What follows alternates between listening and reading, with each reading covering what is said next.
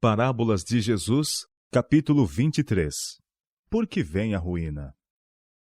A parábola dos dois filhos seguiu-se à da vinha.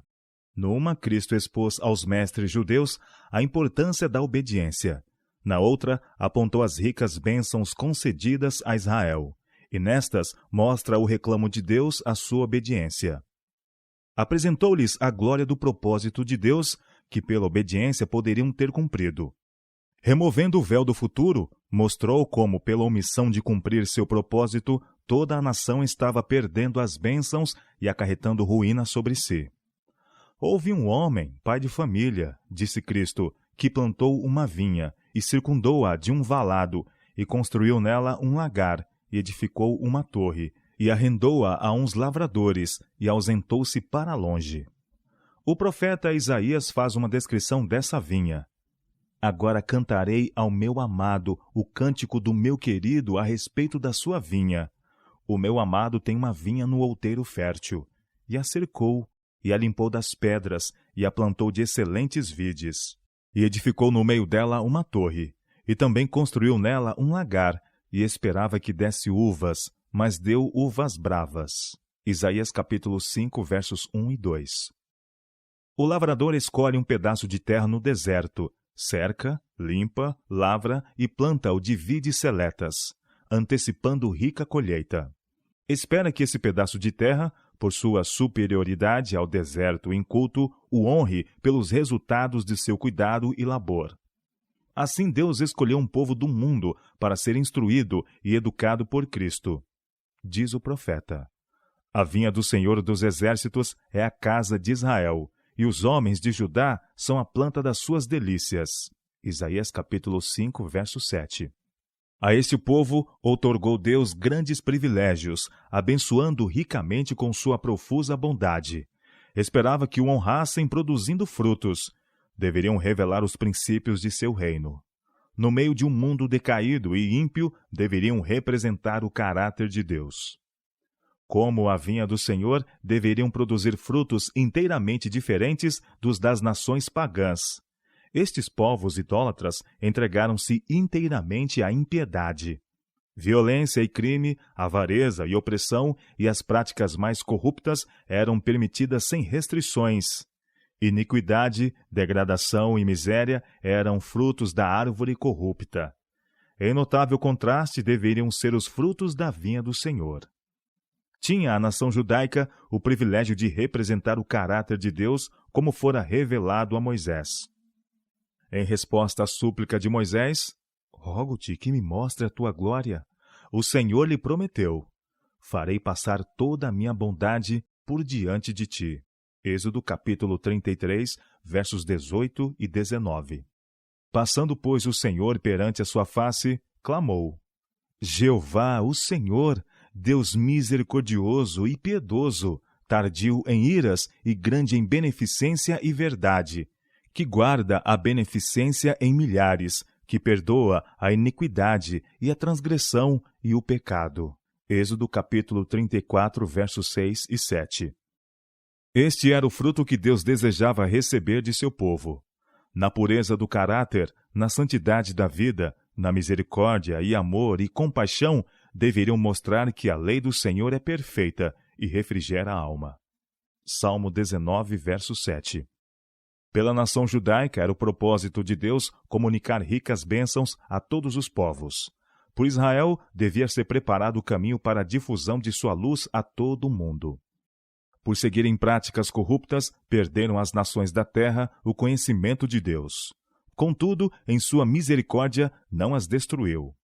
Planejava dar-lhes a oportunidade de conhecê-lo por intermédio de sua igreja. Tinha em vista que os princípios revelados por seu povo seriam o meio de restaurar no homem a imagem moral de Deus. Para o cumprimento deste propósito, foi que Deus chamou Abraão dentre seus parentes idólatras. Ele mandou habitar na terra de Canaã. E far-te-ei uma grande nação, disse, e abençoar-te-ei e engrandecerei o teu nome, e tu serás uma bênção. Gênesis capítulo 12, verso 2. Os descendentes de Abraão, Jacó e sua posteridade foram levados ao Egito para que no meio daquela grande e ímpia nação revelassem os princípios do reino de Deus. A integridade de José e sua maravilhosa obra em preservar a vida de todo o povo egípcio era uma representação da vida de Cristo. Moisés e muitos outros eram testemunhas de Deus. Tirando Israel do Egito, o Senhor novamente mostrou seu poder e misericórdia. Suas maravilhosas obras no livramento da escravidão e seu modo de proceder para com eles em suas peregrinações pelo deserto não eram somente para seu próprio benefício. Deveriam ser uma lição objetiva para as nações circunvizinhas. O Senhor se revelou como Deus sobre toda autoridade e grandeza humanas. Os sinais e maravilhas que operou a favor de seu povo revelavam seu poder sobre a natureza e sobre o maior dos que a adoravam. Deus passou pelo altivo Egito, como passará nos últimos dias por toda a terra. Com fogo e tempestade, terremoto e morte, o grande Eu Sou livrou seu povo. Tirou-os da terra da escravidão. Conduziu-os através daquele grande e terrível deserto de serpentes ardentes e de escorpiões e de secura. Deuteronômio capítulo 8, verso 15. Fez sair água para eles da rocha do Seixal e alimentou-os com trigo do céu. Salmo 78, verso 24. Porque, disse Moisés, a porção do Senhor é o seu povo. Jacó é a corda da sua herança. Achou-o na terra do deserto e num ermo solitário e cheio de uivos. Trouxe ao redor, instruiu-o, guardou-o como a menina do seu olho. Como a águia desperta o seu ninho, se move sobre os seus filhos, estende as suas asas, toma-os e leva-os sobre as suas asas, assim só o Senhor o guiou, e não havia com eles Deus estranho. Deuteronômio capítulo 32, versos 9 a 12.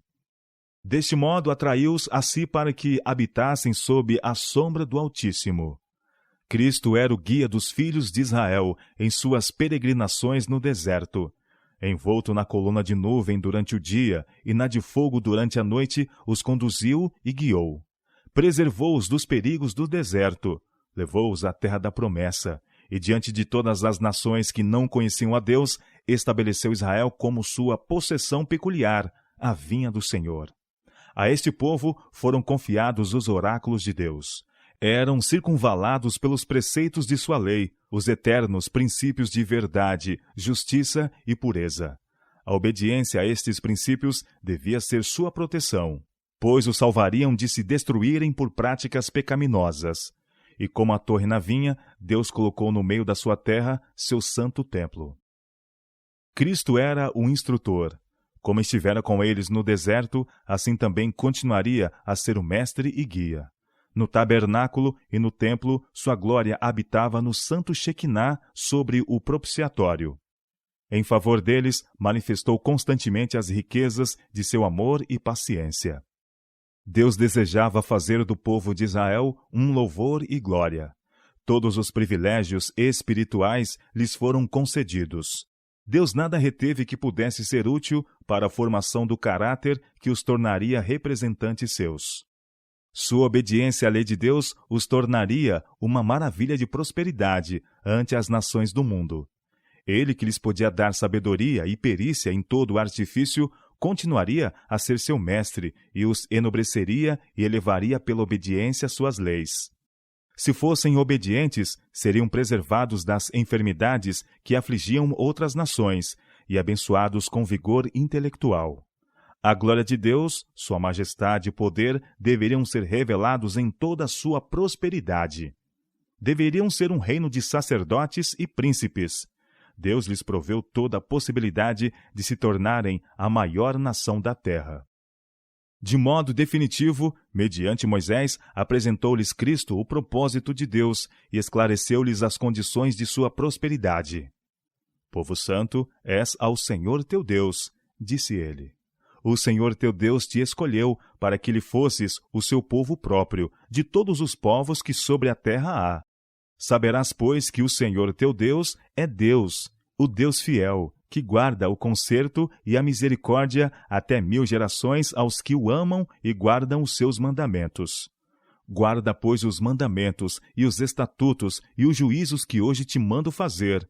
Será, pois, que ouvindo estes juízos, os guardardes e fizerdes, o Senhor teu Deus te guardará o conserto e a beneficência que jurou a teus pais, e amar-te-á e abençoar-te-á, e te fará multiplicar, e abençoará o fruto do seu ventre, o fruto da sua terra, o teu grão, e o teu mosto, e o teu azeite, e a criação das tuas vacas, e o rebanho do teu gado miúdo, na terra que jurou a teus pais dar-te.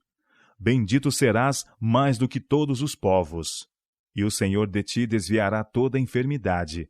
Sobre ti não porá nenhuma das más doenças dos egípcios, que bem sabes. Deuteronômio capítulo 7, versos 6 e 9, e versos 11 a 15. Se guardassem os mandamentos, Deus lhes prometeu dar o mais belo trigo e tirar-lhes mel da rocha. Com longa vida, os havia de satisfazer e havia de mostrar-lhes sua salvação. Por desobediência a Deus, Adão e Eva perderam o Éden, e por causa do pecado, toda a terra foi amaldiçoada. Mas, se o povo de Deus seguisse as instruções, sua terra seria restaurada à fertilidade e beleza. Deus mesmo lhes dera ensinos quanto à cultura do solo, e deveriam cooperar em sua restauração. Assim, toda a terra, sob a direção de Deus, se tornaria uma lição objetiva da verdade espiritual. Assim como, em obediência às leis naturais, a terra deve produzir seus tesouros, da mesma forma como, em obediência à sua lei moral, o coração do povo deveria refletir os atributos de seu caráter. Até os pagãos reconheceriam a superioridade dos que servem e adoram o Deus vivo. Vedes aqui, disse Moisés, vos tenho ensinado estatutos e juízos, como me mandou o Senhor meu Deus, para que assim façais no meio da terra a qual ides a herdar. Guardai-os, pois, e fazei-os, porque esta será a vossa sabedoria e o vosso entendimento perante os olhos dos povos, que ouvirão todos estes estatutos e dirão: este grande povo só é gente sábia e entendida. Porque que gente há tão grande que tenha deuses tão chegados como o Senhor nosso Deus, todas as vezes que o chamamos? E que gente há tão grande que tenha estatutos e juízos tão justos como toda esta lei que hoje dou perante vós? Deuteronômio capítulo 4, versos 5 a 8. O povo de Israel deveria ocupar todo o território que Deus lhes designara. As nações que rejeitassem o culto ou o serviço do verdadeiro Deus deveriam ser desapossadas. Era propósito de Deus, porém, que pela revelação de seu caráter por meio de Israel, os homens fossem atraídos a ele. O convite do Evangelho deveria ser transmitido a todo o mundo. Pela lição do sacrifício simbólico, Cristo deveria ser exaltado perante as nações, e todos os que o olhassem viveriam. Todos os que, como Raabe, a cananeia, e Rute, a moabita, se volvessem da idolatria ao culto do verdadeiro Deus, deveriam unir-se ao povo escolhido. Quando o número de Israel aumentasse, deveriam ampliar os limites até que seu reino abarcasse o mundo. Deus desejava trazer todos os povos sob seu governo misericordioso. Desejava que a terra se enchesse de alegria e paz.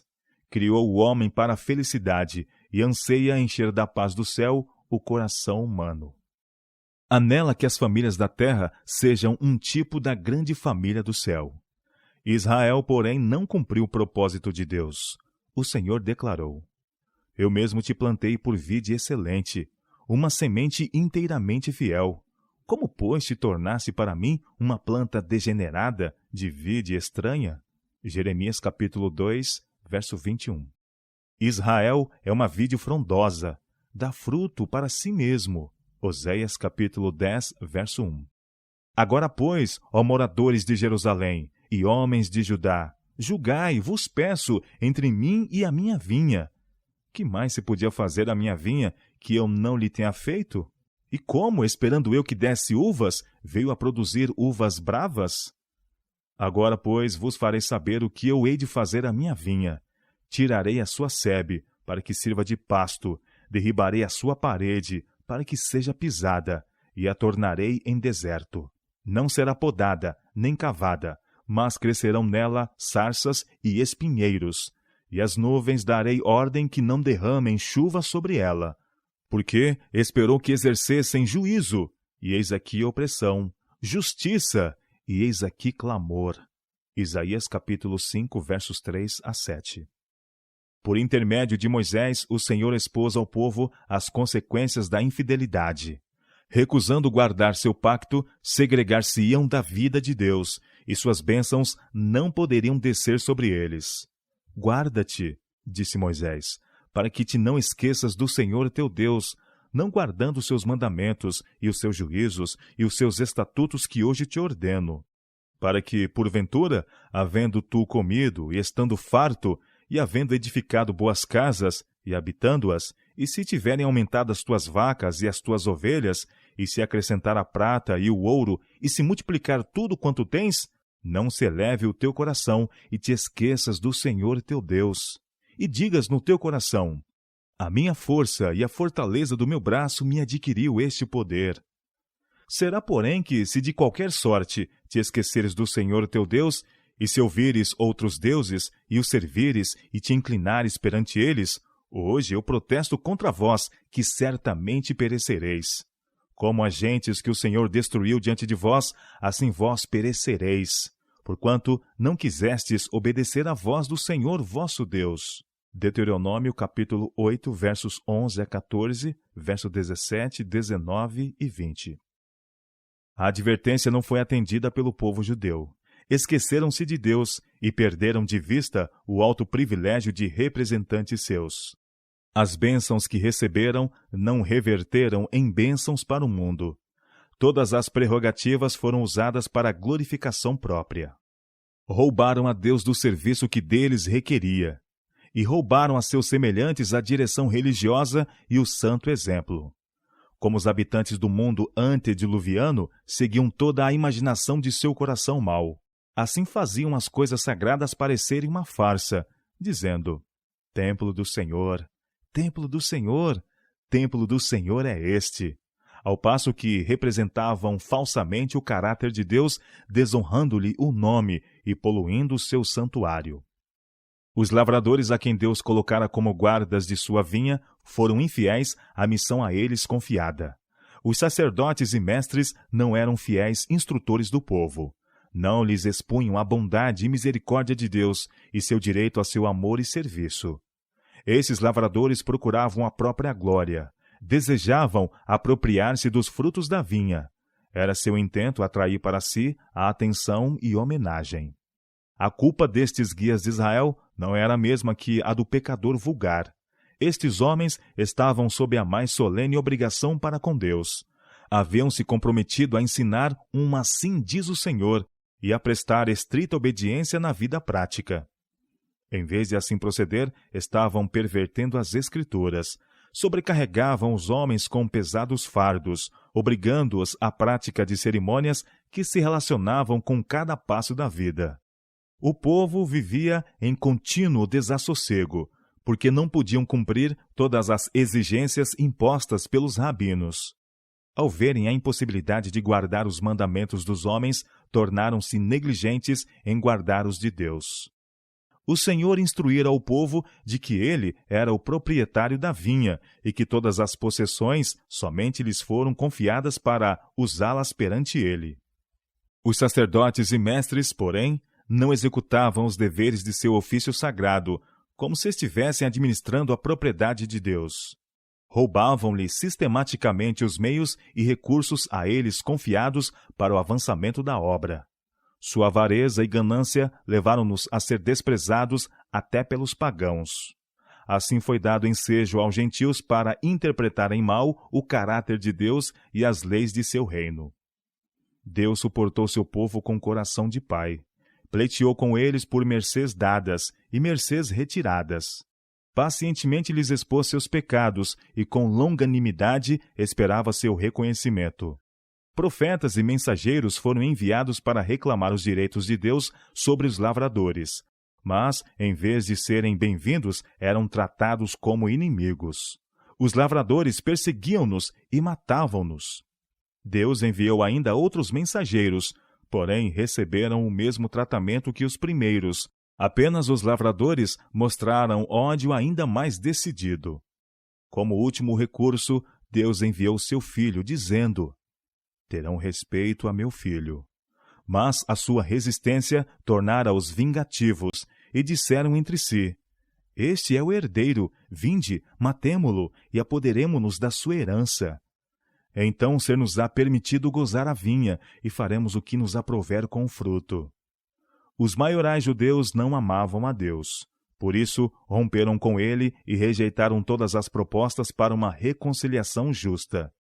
Cristo, o amado de Deus, veio para reivindicar os direitos do proprietário da vinha, mas os lavradores o trataram com declarado desprezo, dizendo: Não queremos que este reine sobre nós. Invejavam a beleza do caráter de Cristo. Sua maneira de ensinar era muito superior à deles e temiam seu êxito. Argumentava com eles, desmascarando-lhes a hipocrisia e mostrando-lhes a consequência certa de seu procedimento. Isto lhes excitou a ira ao extremo. Mortificavam-se ante as repreensões que não podiam silenciar. Odiavam o alto padrão de justiça que Cristo instantemente apresentava. Viam que seus ensinos teriam como resultado que seu egoísmo seria descoberto e resolveram matá-lo. Odiavam seu exemplo de fidelidade e piedade e a elevada espiritualidade revelada em tudo quanto fazia. Toda a sua vida lhes era uma reprovação do egoísmo, e ao chegar à prova final, prova que significava obediência para a vida eterna ou desobediência para a morte eterna, rejeitaram o Santo de Israel. Ao ser-lhes pedido escolherem entre Cristo e Barrabás, exclamaram: Solta-nos Barrabás!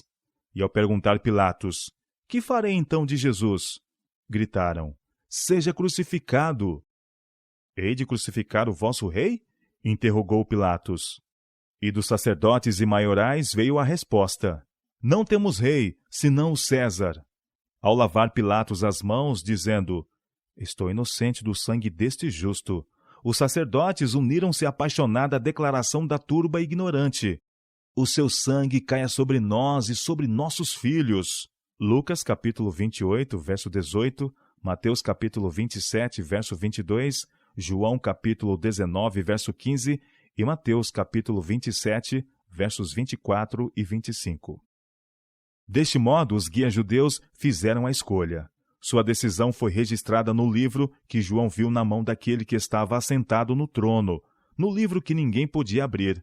Esta decisão lhe será apresentada em todo o seu caráter reivindicativo naquele dia em que o livro há de ser descelado pelo leão da tribo de Judá.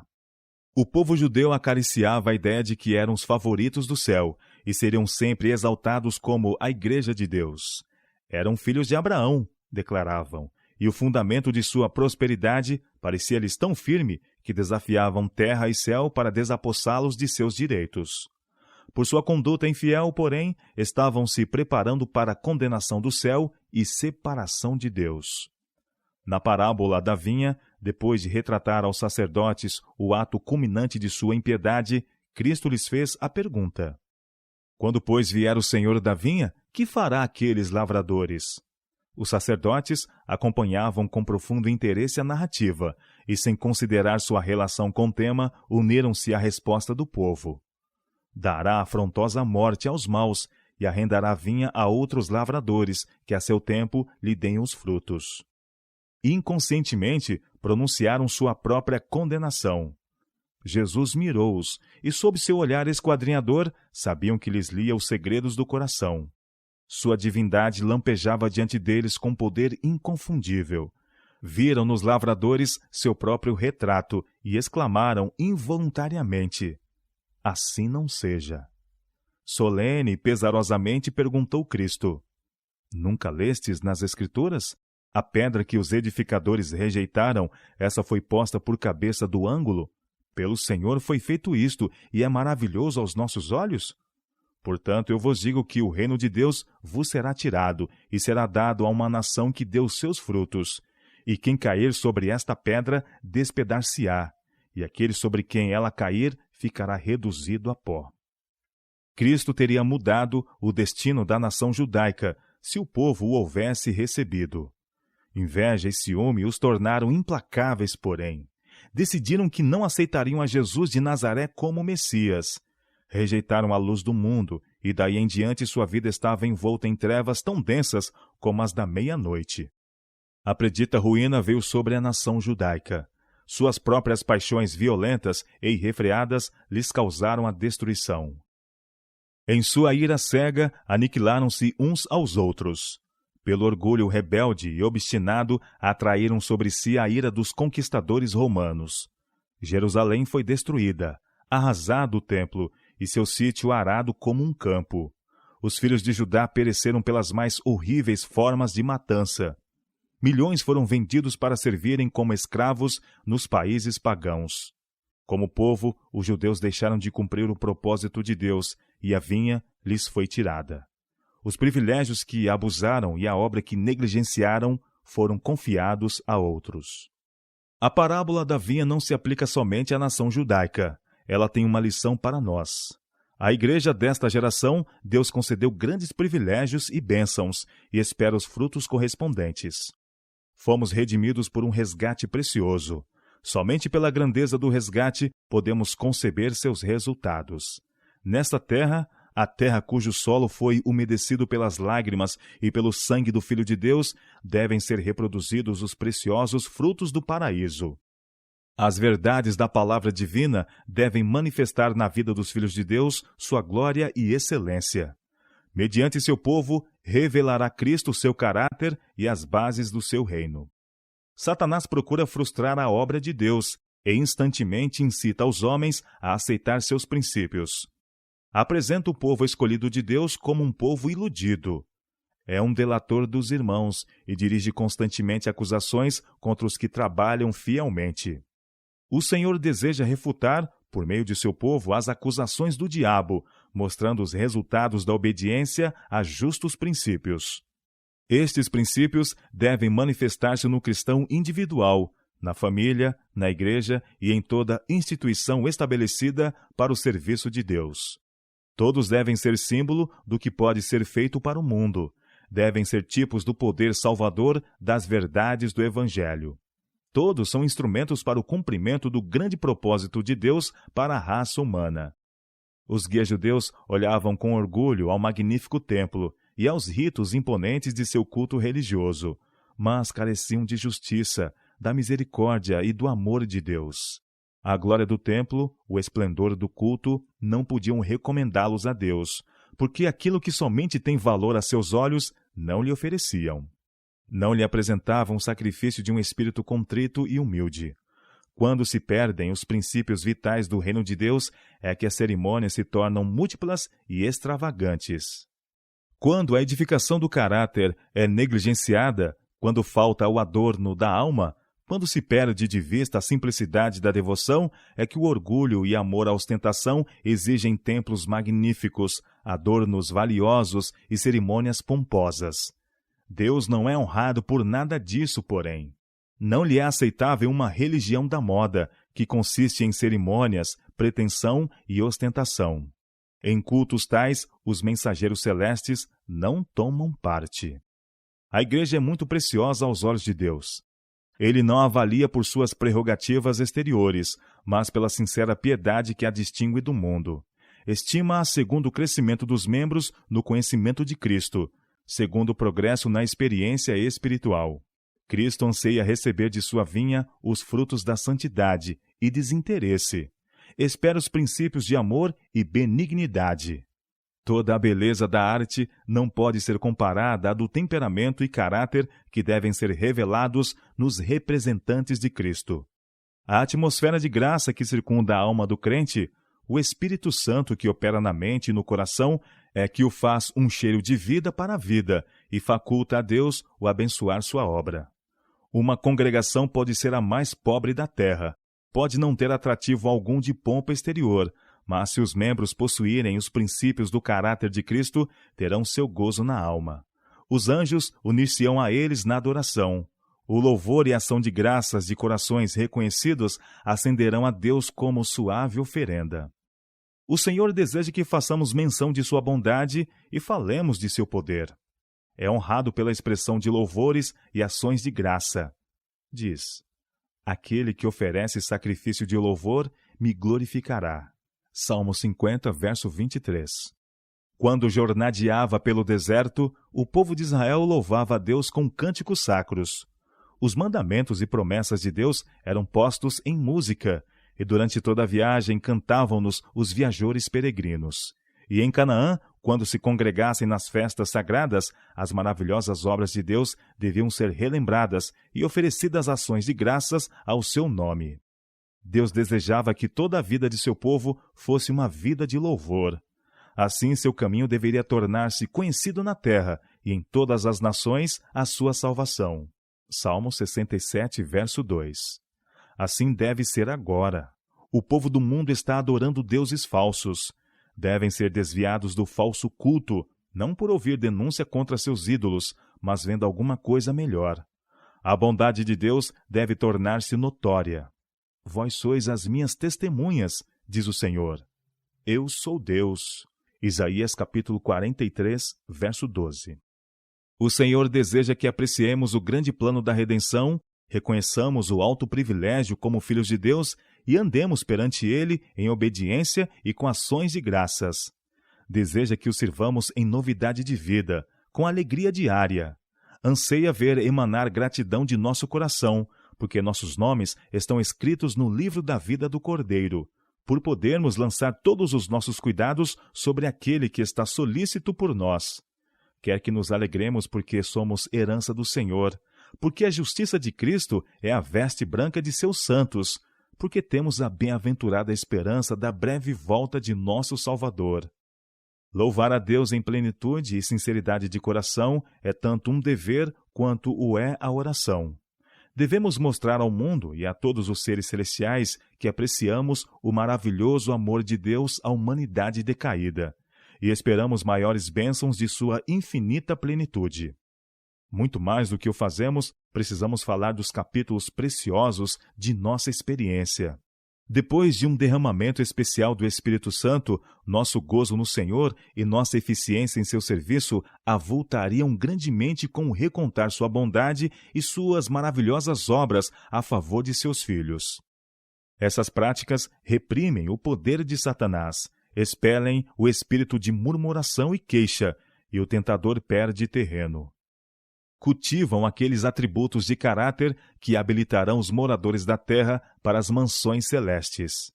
Um tal testemunho terá influência sobre outros. Não pode ser empregado o meio mais eficaz de conquistar almas para Cristo. Devemos louvar a Deus por serviço tangível, fazendo todo o esforço para promover a glória de seu nome. Deus nos comunica suas dádivas, para que também demos, e deste modo revelemos seu caráter ao mundo. Na dispensação judaica, as dádivas e oferendas formavam uma parte essencial do culto a Deus. Os israelitas eram ensinados a consagrar ao serviço do santuário o dízimo de toda a renda. Além disso, deviam trazer ofertas expiatórias, ofertas voluntárias e ofertas de gratidão. Estes eram os meios para sustentar o ministério do Evangelho naquele tempo. Deus não espera menos de nós do que do povo antigamente. A grande obra da salvação das almas precisa ser levada avante. Pelo dízimo, ofertas e dádivas, fez ele provisão para esta obra. Deste modo, pretende seja sustentada a pregação do Evangelho. Reclama o dízimo como sua propriedade, e o mesmo deveria ser sempre considerado uma reserva sagrada a ser depositada no seu tesouro para o benefício de sua causa. Pede também nossas ofertas voluntárias e dádivas de gratidão. Tudo deve ser consagrado para enviar o Evangelho às partes mais remotas da terra. O serviço de Deus inclui o ministério pessoal. Pelo esforço pessoal, devemos com ele cooperar para a salvação do mundo. A ordem de Cristo. Ide por todo o mundo, pregai o Evangelho a toda criatura. É dirigido a todos os seus seguidores. Todos os que são chamados à vida de Cristo o são também para trabalhar pela salvação do próximo. Seu coração palpitará em harmonia com o de Cristo. A mesma paixão pelas almas que ele sentiu será manifesta neles. Nem todos podem preencher o mesmo lugar na obra, mas há lugar e trabalho para todos. Nos tempos antigos, Abraão, Isaque, Jacó, Moisés com sua mansidão e sabedoria, e Josué com suas várias aptidões estavam todos alistados no serviço de Deus. A música de Miriam, a coragem e piedade de Débora, a afeição filial de Rute, a obediência e fidelidade de Samuel, a austera retidão de Elias, a influência enternecedora e subjugante de Eliseu, foram todas necessárias. Assim agora, quem participar das bênçãos de Deus deve responder por um serviço ativo. Toda dádiva deve ser empregada no avançamento de seu reino e glória de seu nome. Todos os que aceitam a Cristo como Salvador pessoal devem demonstrar a verdade do Evangelho e seu poder salvador na vida. Deus nada requer, sem prover os meios para o cumprimento. Pela graça de Cristo, podemos cumprir tudo quanto Deus exige. Todas as riquezas do céu devem ser reveladas pelo povo de Deus. Nisto é glorificado meu Pai, disse Cristo, que deis muito fruto, e assim sereis meus discípulos. João capítulo 15, verso 8. Deus reclama toda a terra como sua vinha. Embora nas mãos do usurpador, pertence a Deus. É sua, não menos pela redenção que pela criação. Para o mundo foi feito o sacrifício de Cristo. Deus amou o mundo de tal maneira que deu seu Filho unigênito. João capítulo 3, verso 16. Por esta única dádiva são concedidas aos homens todas as outras. Diariamente todo mundo recebe de Deus bênçãos. Cada gota de chuva, cada raio de luz que cai sobre esta geração ingrata, cada folha e flor e fruto testifica da longanimidade de Deus e de seu grande amor. E que retribuição é feita ao grande doador? Como tratam os homens os reclamos divinos? A quem dão as multidões o serviço de sua vida? Servem a Mamom. Riqueza, posição, prazeres mundanos são seu alvo. A riqueza é ganha pelo roubo não somente dos homens, mas de Deus. Os homens usam as dádivas para satisfazer seu egoísmo. Tudo de que podem apoderar-se é usado para servir a sua avareza e amor aos prazeres egoístas. O pecado do mundo odierno é o pecado que arruinou a Israel. Ingratidão para com Deus, menosprezo das oportunidades e bênçãos, a egoísta apropriação das dádivas de Deus. Tudo isso estava compreendido no pecado que acarretou sobre Israel a ira de Deus, e estão acarretando hoje ruína sobre o mundo. As lágrimas que Cristo derramou no Monte das Oliveiras, ao contemplar a cidade escolhida, não eram somente por Jerusalém. No destino de Jerusalém, viu a destruição do mundo. Ah, se tu conhecesses também, ao menos neste teu dia, o que à tua paz pertence! Mas agora isto está encoberto aos teus olhos.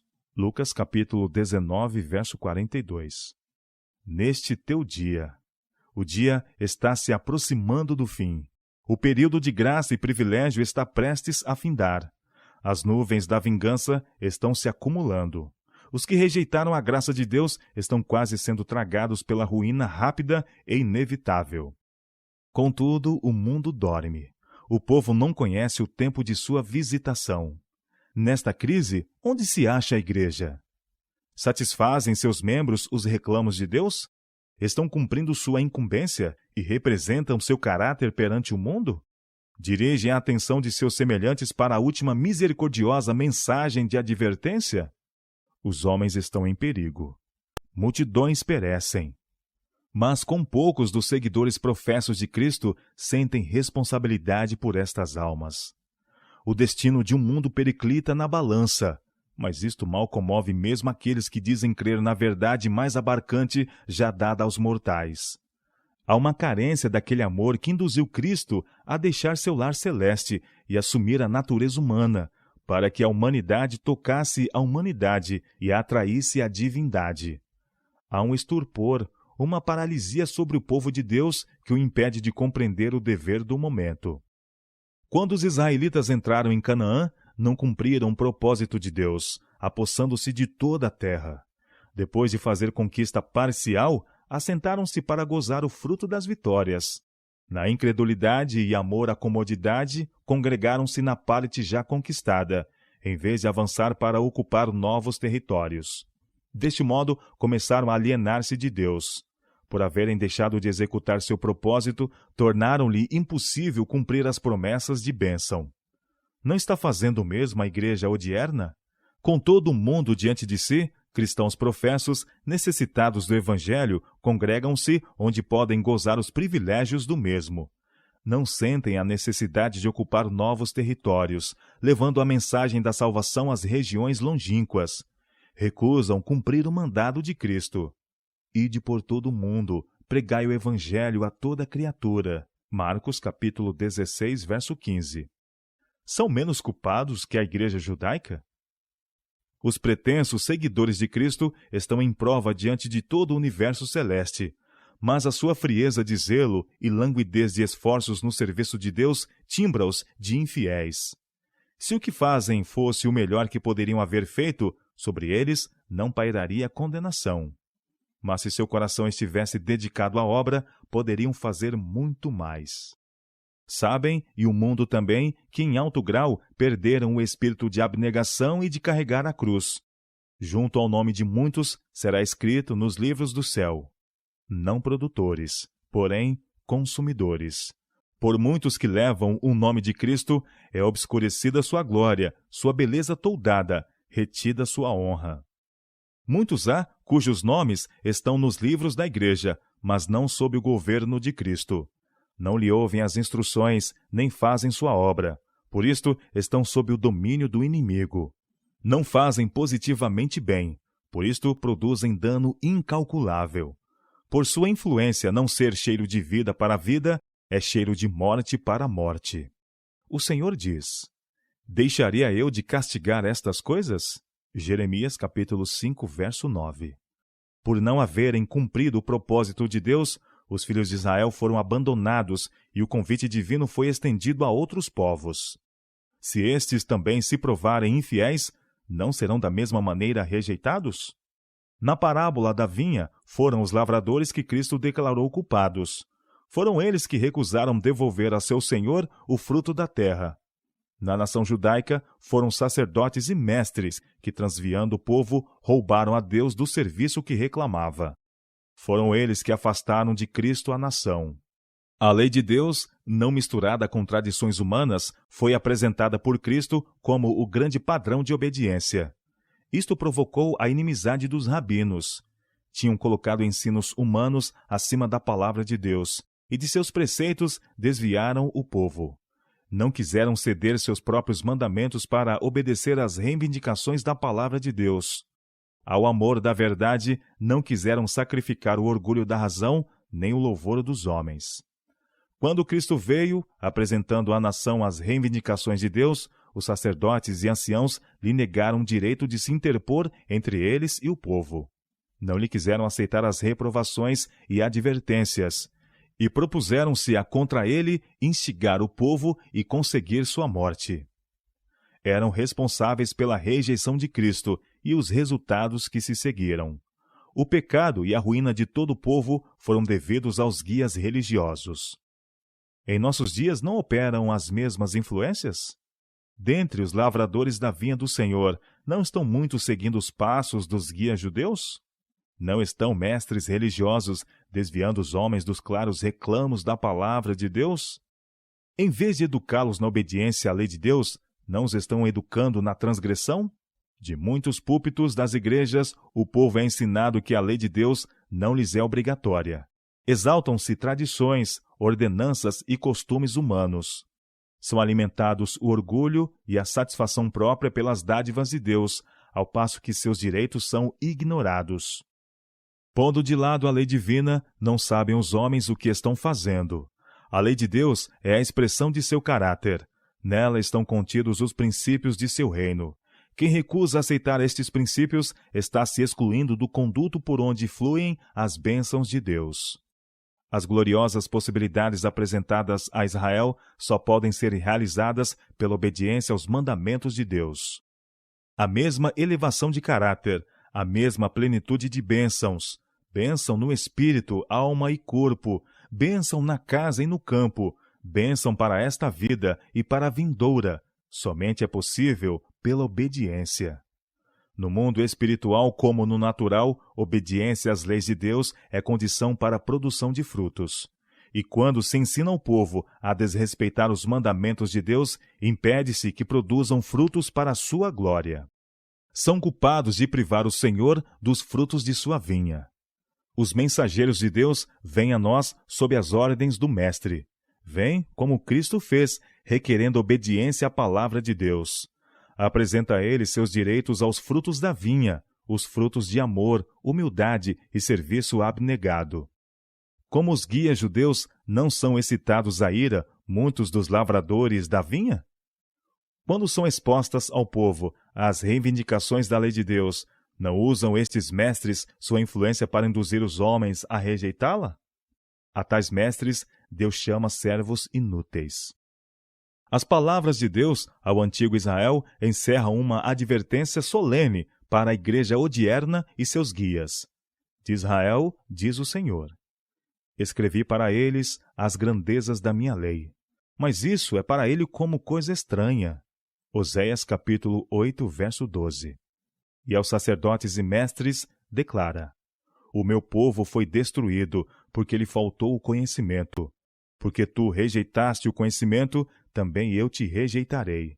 Visto que esqueceste da lei do teu Deus, também eu me esquecerei de teus filhos. Oséias capítulo 4, verso 6. Permanecerão desatendidas as advertências divinas? Continuarão desaproveitadas as oportunidades para o serviço? Serão os professos seguidores de Cristo impedidos de servi-lo pelo escárnio do mundo, o orgulho da razão, a conformação aos costumes e tradições humanos? Rejeitarão a palavra de Deus como os guias judeus rejeitaram a Cristo? A consequência do pecado de Israel está perante nós. Aceitará a igreja odierna a advertência? Se alguns dos ramos foram quebrados, e tu, sendo zambujeiro, foste enxertado em lugar deles, e feito participante da raiz e da seiva da oliveira, não te glories. Pela sua incredulidade foram quebrados, e tu estás em pé pela fé. Então não te ensoberbeças, mas teme. Porque se Deus não poupou os ramos naturais, teme que te não poupe a ti também. Romanos capítulo 11, versos 17 a 21.